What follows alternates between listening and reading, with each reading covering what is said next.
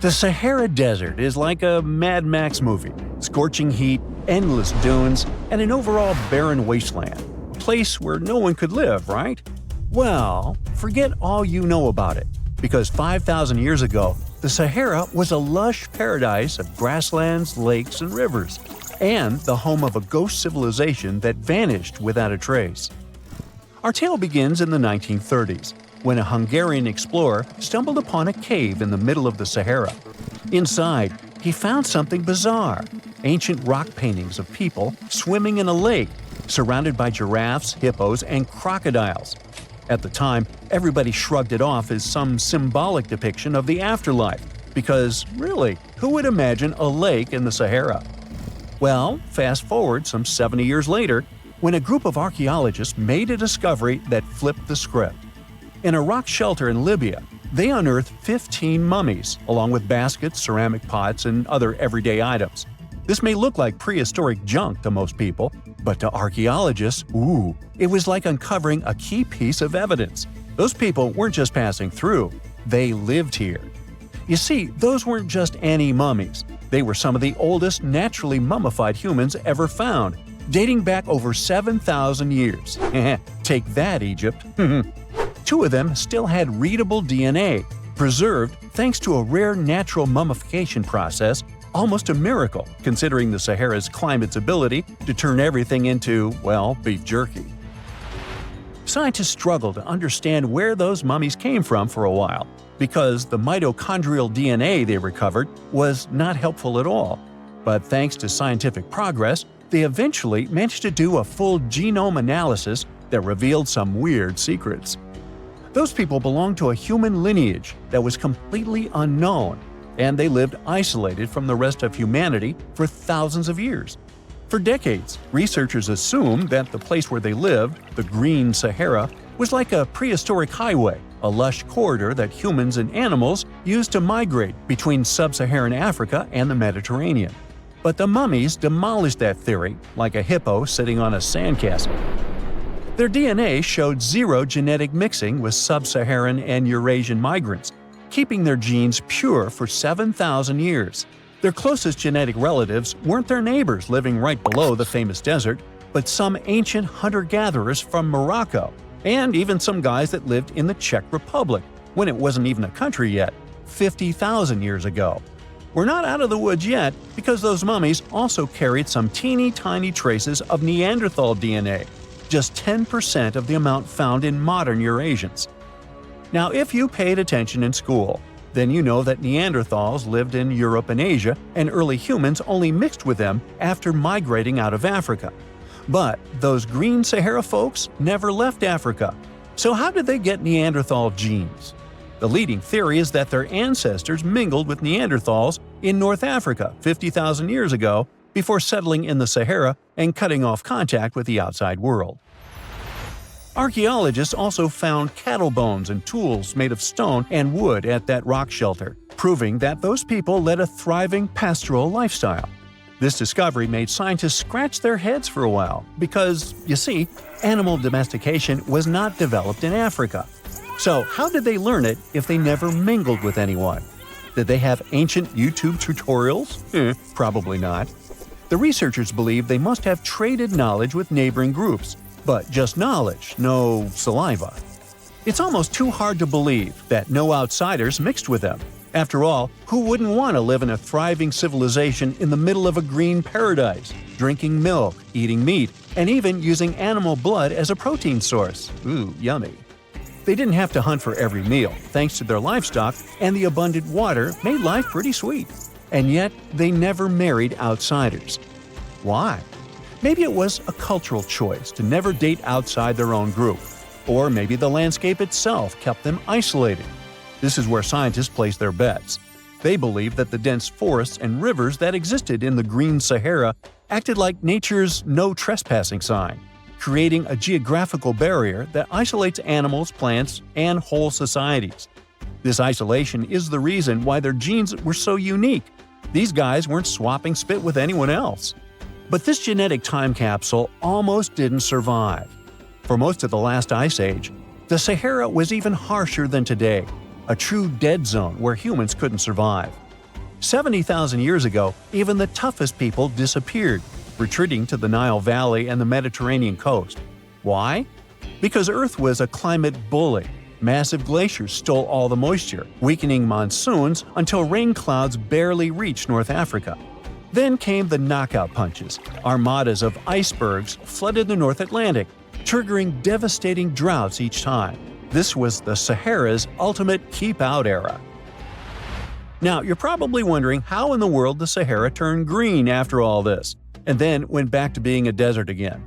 Well, it all started 15,000 years ago, I wasn't around then, when Earth was shaking off the last ice age. Our planet's axis was a bit wobbly, and because of that, the northern hemisphere got closer to the sun, getting extra sunlight and heat. This eternal summer turned North Africa into a giant moisture magnet, pulling water from the Atlantic and making it all rain down on the Sahara.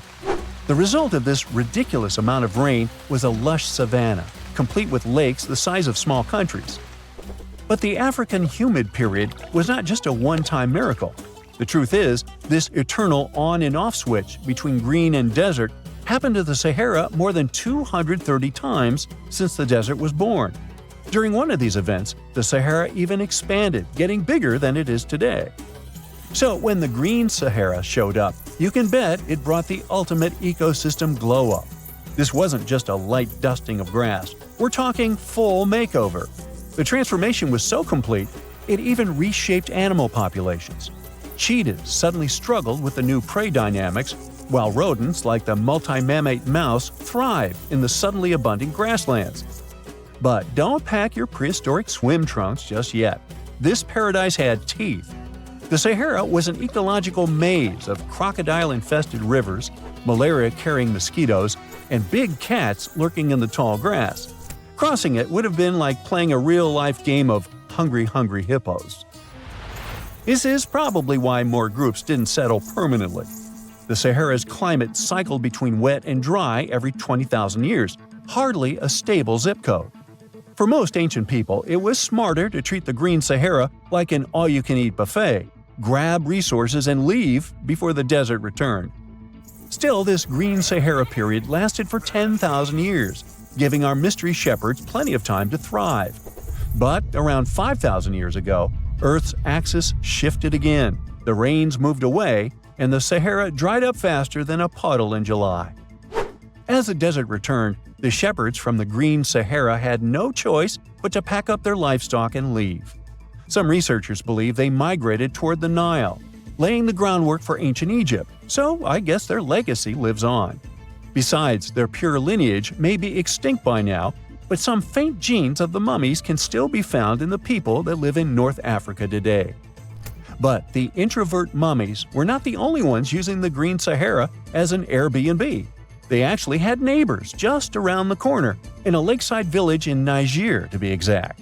Those people thrived for 5,000 years and left behind the oldest Sahara Desert cemetery, including a man buried in a turtle shell, a grinning Halloween man with filed teeth, and a heartbreaking family embrace frozen in time, victims of the very waters that sustained them. Eventually, those people disappeared too, just like it happened to our antisocial friends. This proves that this desert outsmarts everyone, with a landscape that gives paradise with one hand and takes it away with the other. In 1850, French scientist Auguste Mariette went to Egypt looking for manuscripts, but accidentally found a head of a sphinx sticking out of the dunes. He cleared the sand and figured out the sphinx was guiding the entrance to some underground construction. Several months later, he finally entered the Serapeum of Saqqara. Inside, he found an enormous granite sarcophagi with remnants of 64 bulls. Scientists are still amazed by the tech that the ancient Egyptians used to transport those enormous boxes.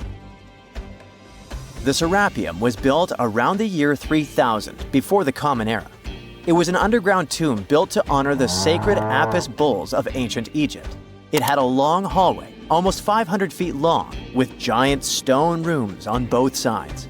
Some of the sarcophagi weighed as much as 50 average cars, and all of them were made with super precision with exact 90-degree angles. These sarcophagi were beautifully decorated with hieroglyphs and carvings that told stories about the lives and importance of the Apis bulls. Now, there are 24 sarcophagi left. In ancient Egypt, Apis bulls were very special animals connected to the deity Ptah. They thought the bulls carried Ptah's spirit and wisdom, helped the pharaoh, and protected the Egyptians. Priests looked for special markings on young bulls to find Apis bulls. It could be a white triangle on its forehead, which symbolized divine light, a shape on its back like a vulture's wing, and a scarab shape under its tongue, which stood for rebirth. If a bull had these signs, they believed it was chosen by Ptah and treated it like royalty. The chosen bulls lived in a special temple in Memphis, the city where they worshipped Ptah. They received the best care and offerings from visitors who wanted their blessings. When an Apis bull passed away, it was treated with great honor and mummified. When Mariette entered the Serapeum, he noticed traces of rollers on the gallery's floor and found 2 wooden horizontal winches. Each had 8 levers. Later, other explorers saw double rails. The burial chambers were lower than the hallway floor. To get the boxes into place, workers filled the chambers with sand so the sarcophagi could be rolled in straight. Then they slowly removed the sand to gently lower the boxes into perfectly cut spaces in the bedrock. A carved stone sign found in the Serapeum said it took 28 days to move just one sarcophagus and its lid into its spot during the time of Ptolemy II. The extreme precision of the sarcophagi with 90-degree angles also has an explanation. Ancient Egyptians wrote texts, or rather, papyrus, on geometry a long time ago. It shows that they knew the approximate number pi and could calculate the volume of a pyramid with its top cut off. If they could figure out complicated math like that back then, it makes sense that they could also carve perfectly flat surfaces 500 years later. All this sounds pretty legit, but some people think certain things don't add up here. The size of boxes is way larger than the size of bulls, yet they buried pharaohs in tiny coffins that barely fit their bodies. The sarcophagi are made out of granite with crazy precision, and they could have just used limestone, which would have made things way easier. The transportation of the boxes seems pretty simple, but only in theory. If one person could pull about 440 pounds, then at least 250 people would be needed to pull just one box. The tunnels in the Serapeum are really narrow, only about 2 feet wider than the boxes themselves. There's no way hundreds of people could have squeezed into those tight spaces to pull the boxes. And even if they did, how would they turn the box in the cramped corridor, lower it into its niche, and place it perfectly in the middle? Somehow, they did this 24 times, and every box is centered perfectly. Plus, the chambers were dusty, and there were no signs of soot from lamps. This means they must have worked in almost complete darkness. The real use of the boxes could also be different. A long time ago, even before the Egyptian pharaohs ruled, the local people already knew how to use fermentation. It happens when tiny organisms called yeast eat certain ingredients like starch and turn them into gas and ethanol. So someone in ancient Egypt probably put food like barley, bread, and even meat inside a giant stone box, then closed it tight with a heavy lid.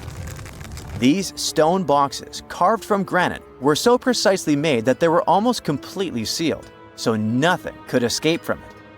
As the yeast inside the box started working, it created more and more CO2 gas. It built up pressure inside the box. The granite boxes were incredibly strong. They could handle more pressure than a car tire can hold. When granite was squeezed under such pressure, its crystals produced a tiny electric charge. This effect was possible because granite contains quartz, a material that reacts to pressure this way. The process also needed meat or animal parts, possibly to help the yeast grow better. Meat contains something called oleic acid, which yeast needs to keep growing and to survive the bad effects of the ethanol it produces. As the pressure inside the box kept growing, the combination of gases and electricity made these boxes not just ancient fridges, but powerful energy systems. Over time, the pressure inside got so strong that it could push the lid open and the gas would escape with a pop. But when people rediscovered the Serapeum in 1850, they found old drawings that showed piles of stones stacked on top of some of the box lids. So, someone long ago probably tried to make the lids even heavier by adding extra weight to make it harder for the gas pressure to push them open. This extra weight also meant the quartz crystals in the granite could keep creating more electricity under all that pressure. If someone opened one of these stone boxes thousands of years later, they would only find bones from bulls that were placed in the box. And that's exactly what Mariette discovered in the 1850s. They opened the Serapeum for visitors soon after the first excavations in the second half of the 19th century. Prince of Wales even had a luncheon with his guests in one of the sarcophagi. Sands and earthquakes made the site inaccessible for a while, but now you can visit it again and try to solve the mystery yourself. With new tech, we could have answers to many other historical mysteries soon. A team of scientists at Chicago's Field Museum of Natural History recently used a special CT scanner to learn more about ancient Egyptian mummies without unwrapping them. They gently rolled 26 mummies on custom carts out to the parking lot, where the scanner was waiting. It took thousands of detailed X-ray pictures of each mummy and their coffins. When all the pictures were put together, they created 3D images that showed what was inside, the skeletons, and some artifacts. The scientists hope these images will help them understand ancient Egyptian burial practices from over 3,000 years ago. Even though the scanning process only took 4 days, it might take 3 years to study all the data. But scientists were able to learn some personal details about the mummies. One of the most popular mummified individuals at the museum, Lady Chineta, was a woman who lived in ancient Egypt about 3,000 years ago. It looks like she passed away in her late 30s or early 40s. To make sure her body looked complete for the afterlife, embalmers put stuffing in her neck to keep it from collapsing. They also placed artificial eyes in her sockets, so she would have eyes in the next world.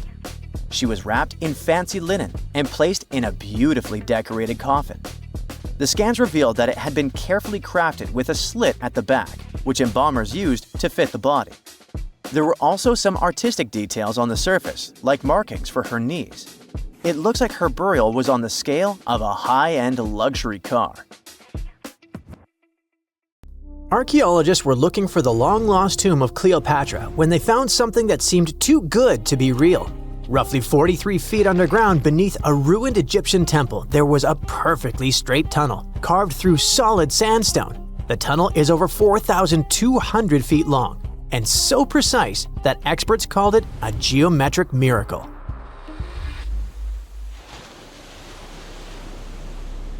The tunnel sits beneath an ancient city west of Alexandria, near Egypt's Mediterranean coast.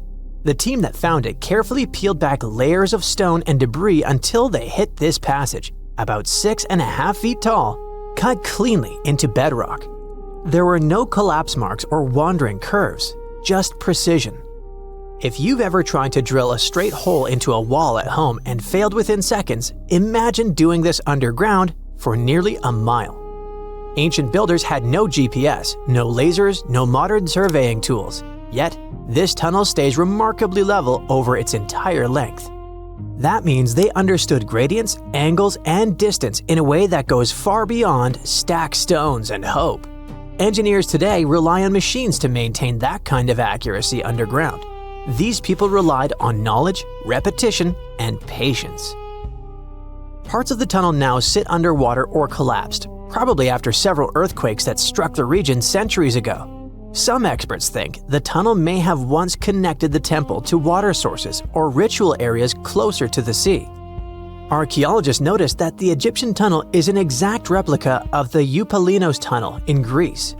It's believed to be one of the most important engineering achievements of antiquity, which only makes the Egyptian tunnel more special.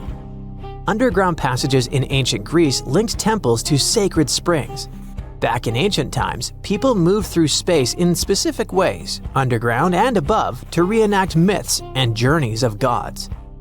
A tunnel like this could represent a path to the underworld, rebirth, or divine transition. Nobody would invest this much effort in construction just for decoration. Plus, in earlier digs at the site, archaeologists pulled up all kinds of artifacts, including coins with the names and faces of Cleopatra VII and Alexander the Great. They also found figurines, statues of deities, a mummy with a gold tongue, and even an entire cemetery packed with Greco-Roman style mummies. The perfect geometric tunnel isn't an isolated flex. Not far away, underwater archaeologists off the coast of Alexandria uncovered something that sounds like it belongs in a royal travel documentary. A 2,000-year-old pleasure boat that once glided along the Nile. And this wasn't just another fishing vessel or cargo barge. It likely stretched over 115 feet long and 23 feet wide, and had a decorated cabin, plus around 20 rowers, which turned the river into a moving palace. This isn't speculation pulled out of thin air. An ancient Greek geographer named Strabo wrote about these exact boats around the 1st century BCE. He described lavish vessels used by royalty during festivals and ceremonial outings in Alexandria. For years, historians treated that as a poetic exaggeration. Then, this wreck surfaced, and suddenly, Strabo sounded less like a storyteller and more like a witness. Even ancient art backs it up. The Palestrina mosaic from Italy shows richly decorated boats floating down the Nile. They match both the texts and the physical evidence almost perfectly.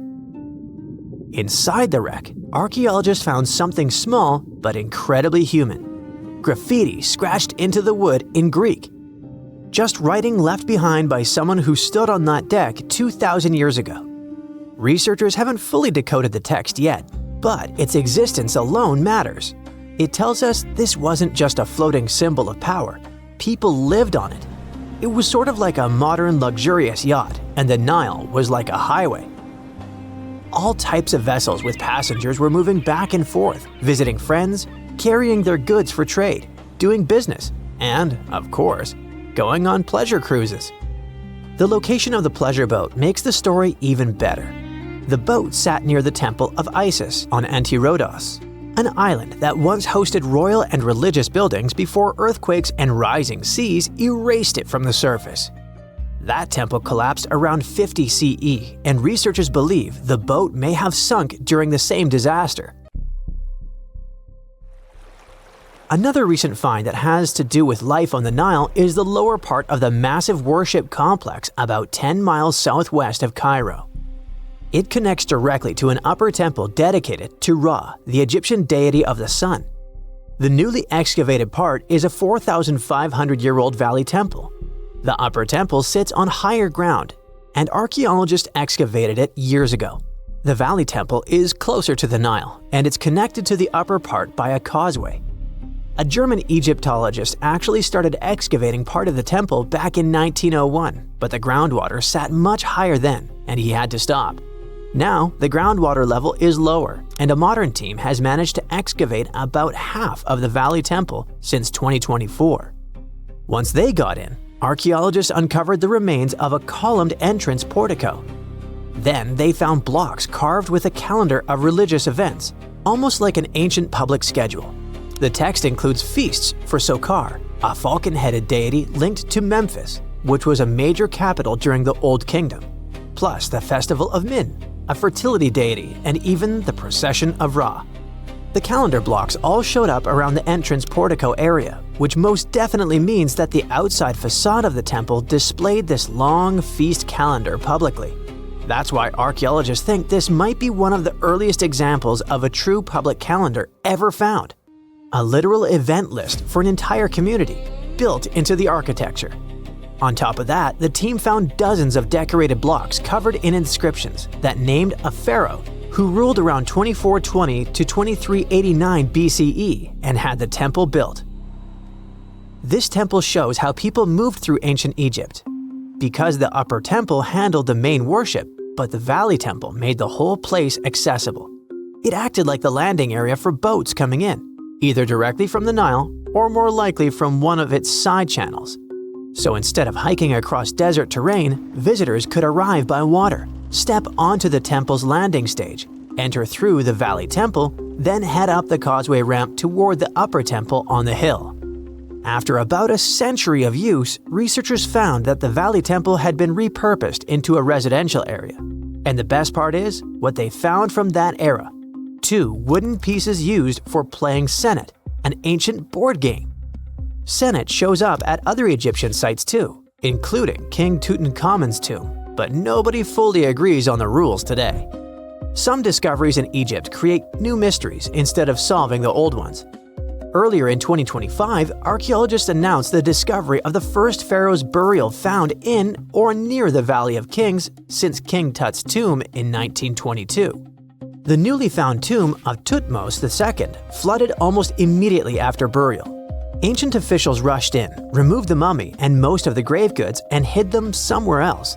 The weirdest part is that an alabaster ointment jar inside the tomb links the burial directly to Hatshepsut, Thutmose II's wife and half-sister. The inscription basically says she made this monument for him, which proves she arranged his burial. But it still doesn't explain why she placed him here and later chose the Valley of the Kings for herself. Now, archaeologists are studying a huge mound of rubble near the tomb, about 75 feet tall, and suspect it was built to hide something important. If a second tomb sits underneath, it could be complete and undisturbed. So, the deeper the archaeologists dig, the more ancient Egypt stops feeling like a gone civilization and starts feeling like a paused one. Looks like it didn't just survive time, it outsmarted it. And we're only just beginning to catch up.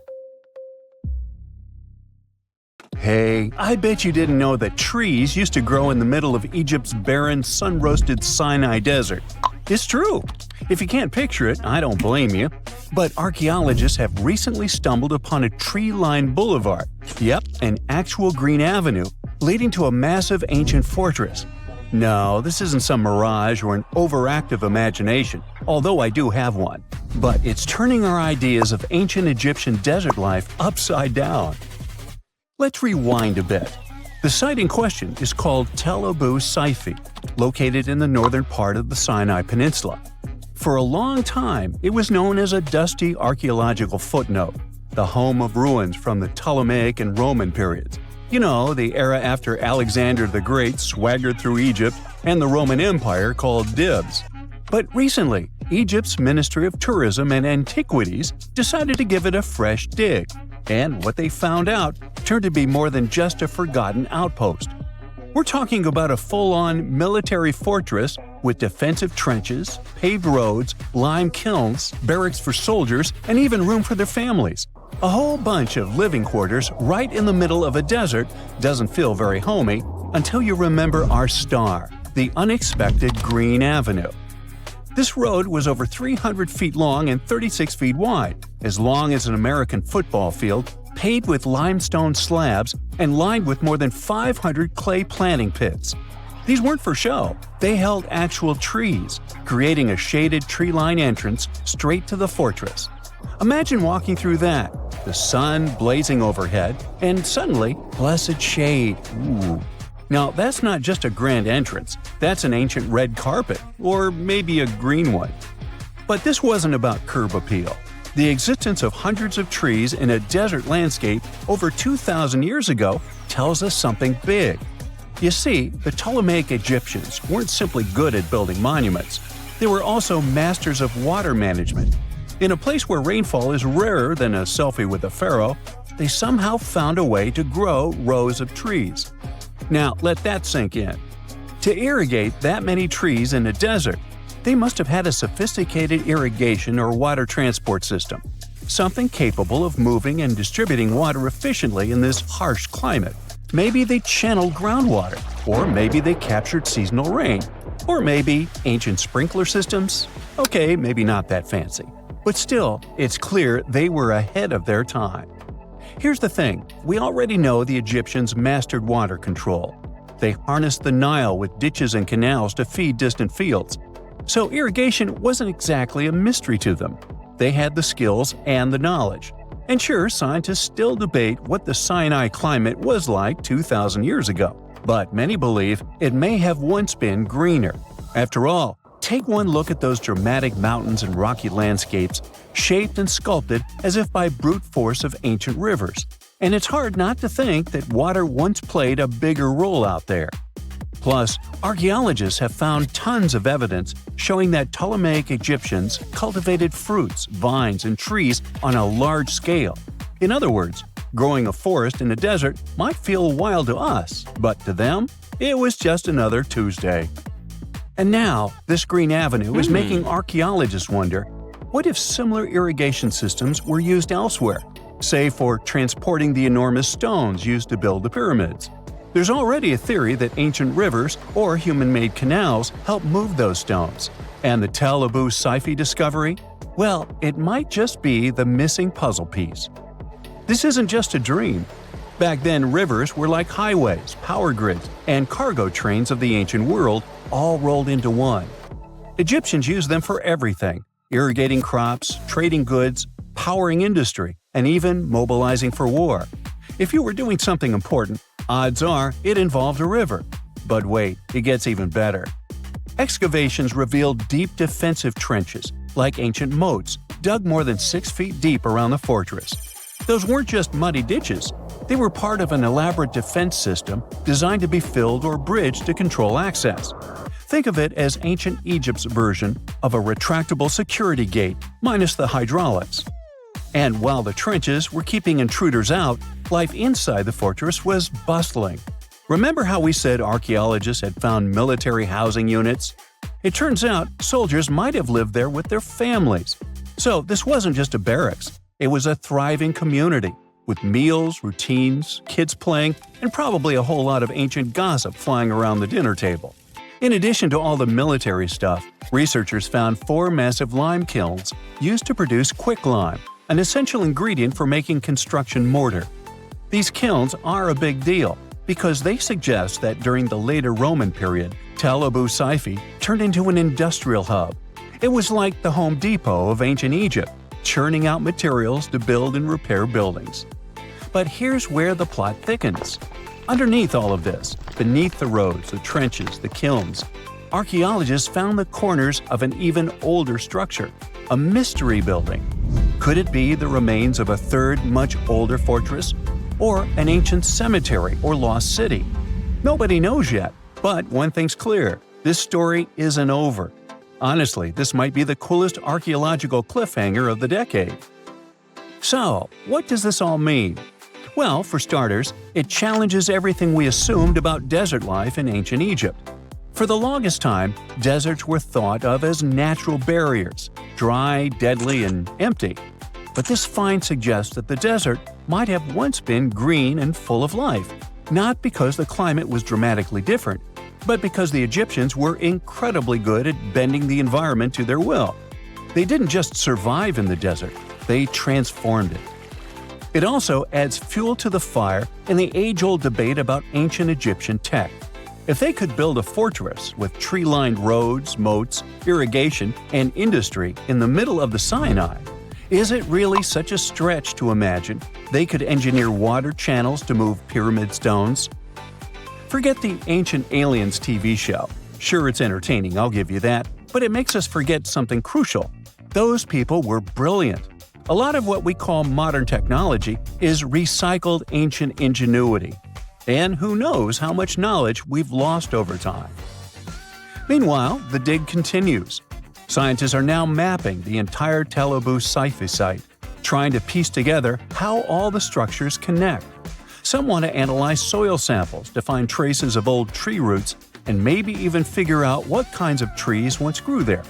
Imagine if they were date palms. We might be looking at the world's oldest snack lane. You already know that the implications of the discoveries don't stop with history books, right? This kind of discovery has modern relevance too. Our world is going through a lot of change, with crazy weather and huge heat waves. So maybe we should be asking, what can we learn from ancient civilizations that once made the desert bloom? If nothing else, Tel Abu Saifi reminds us that the ancient Egyptians were more than just pharaohs, pyramids, and mummies. They were visionary planners, eco-architects, and straight-up problem solvers. They didn't wait for nature to hand them what they needed, they engineered it. And thanks to discoveries like this, we're getting a clearer picture of just how advanced and, frankly, how cool ancient Egyptian civilization really was. So next time someone tells you deserts are just empty wastelands, you can hit them with this fun fact. Over 2,000 years ago, in the heart of the Sinai Desert, there was a fortress with a tree-lined avenue, moats, military housing, an industrial center, and even a secret underground structure. Take that, sand dunes! Who knows what else is still buried out there, waiting to rewrite history? A gruesome discovery took place in Egypt some years ago. You want to hear about it? 16 human hands, carefully buried in 4 eerie pits. They didn't look too much like human hands at first, since they were abnormally large, but they were. Weirdly, there were only right hands, no left hands were in sight. It turned out that it points to the practice of an ancient dark ritual. Old Egyptian art and tales talked of a ceremony where warriors would present the right hand of their adversaries as proof of victory and ask for gold in return. Egyptians believed in the afterlife, so cutting off someone's hand meant you cut off their power eternally. Guaranteeing this type of defeat was interesting to the winning party. Here, the fight was between Egyptians versus Hyksos, who lived in what was once known as Canaan. Egypt has always been the center of some history-changing findings, and some time ago, this papyrus was found. If we stretched it open, it would be just a tad bigger than the height of a skyscraper. The world's tiniest skyscraper, which is located in Wichita Falls, Texas. When humans didn't write on their notes app, they wrote on this thing, made from the medulla of a papyrus plant. Around 2,000 years ago, ancient Egyptians wrote something reminiscent of a book where they describe most of their funerary traditions and their visions of the afterlife. It's considered one of the most important texts from ancient Egypt and is still sold in bookstores to this day. This ancient manuscript was unearthed from a chamber located just south of the Pyramid of Djoser, located in Saqqara. Oh yes, Djoser is the oldest pyramid in Egypt and not the Giza pyramids like most people think. So recently, the site of Saqqara buzzed with excited archaeologists who probably found one of Egypt's oldest complete mummies. They believe that this beautiful and well-preserved mummy was that of a wealthy man. He was discovered in a deep shaft, covered in layers of gold leaves. There are many symbols that show he was an important and wealthy man, like the band he wore on his head, the bracelet on his chest, and the fact that he was embalmed with a tunic, which was reserved for Egypt's finest. The most exciting part of the entire discovery was finding the resting place sealed with mortar, just as the ancient Egyptians had left it 4,300 years ago. Now this may sound weird, but back in 2008, archaeologists discovered a missing pyramid. Now it went missing because it deteriorated over the span of 4,000 years. Today, you can only see its base. It was a pretty important site back in ancient times. It is said that around the area of the pyramid, the ancients hosted a special type of ceremony where high priests would carry mummified remains of sacred bulls. Now here's a fun fact. Ancient Egyptians believed that Apis bulls were earthly incarnations of the city deity of Memphis and was connected to rites of fertility. It wasn't just any Apis bull, though. They needed to be all black, with a single white mark between its horns and a bunch of very specific characteristics. They were selected by the local priests and honored until they passed away. After that, they were mummified and buried in underground galleries. Meanwhile, this missing pyramid sort of disappeared around the 1800s. It was a German archaeologist who first found it in the village of Saqqara. He called it the Headless Pyramid when he first found it. But then, years after the official discovery, the desert sand came along and covered the whole thing. There were some excavations between the 19th and 20th centuries, but they weren't too systematic. That's why scientists were so thrilled when they dug an entire pyramid's base after removing the 25-foot mound of sand that was covering it. Oh, and it turns out American archaeologists are excavating a cemetery in Egypt that could contain over 1 million mummified bodies. So far, archaeologists have dug around 1,700 mummies. One of the main differences from other classic Egyptian mummies is that these people weren't kings and pharaohs. They were commoners that most likely lived about 1,500 years ago, when Egypt was controlled by the Roman and Byzantine empires.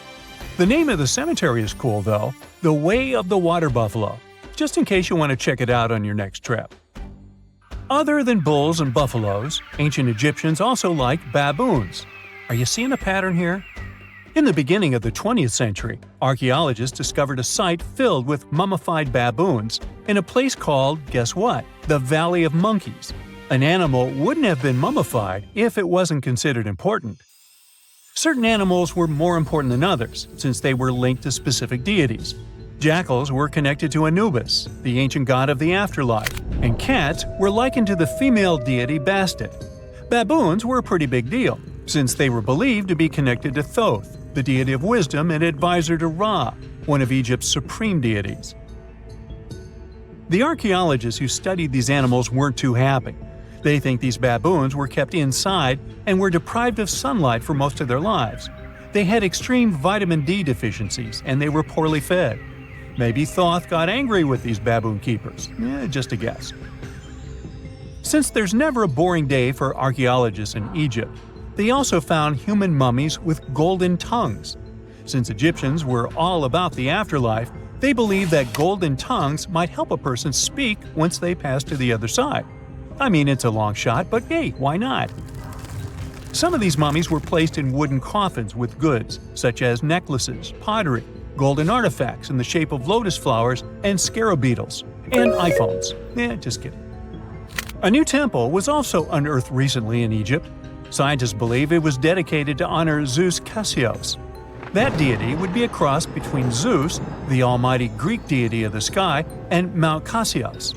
While digging around the Sinai Peninsula in Egypt, archaeologists spotted 2 pink granite columns poking out of the ground, and bingo. They believe these columns represented the temple's front gate and collapsed during an earthquake many years ago. And speaking of deities, there weren't only super serious deities. Recently, scientists unearthed a golden ring in a city south of Cairo. No, Frodo, it's not magical. It was a normal gold ring, but it had the depiction of the deity of fun, officially named Bes. This deity is often described in sacred texts as a happy chubby dwarf. Today, many tattoos we get are sorta deprived of any sense and are made of aesthetic purposes only. In ancient Egypt, though, women would get tattoos as a token of protection for childbirth. That's what scientists think, at least. Around the Nile region, scientists found some mummies that had well-preserved tattoos, which is a rarity since the skin deteriorates so easily. 2 of these women tattooed their lower backs, and the drawings were simple. They were mostly pictures, including that same chubby dwarf we just talked about, Bes. He also had a side hustle as the protector of women during childbirth. Now, would you believe me if I told you ancient Egyptians invented robots? No? Well, that's because that's not entirely true.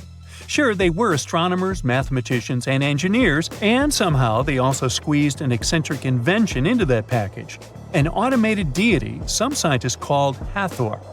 This wooden statue had been in the Metropolitan Museum of Art for years before someone noticed its secret. With the help of an X-ray machine, specialists discovered a mechanical operating system inside it. The pulley-like axis goes from the statue's shoulder to her left leg. When the system rotates, the statue raises and lowers her hand. Hey, pick me! I got my hand up here.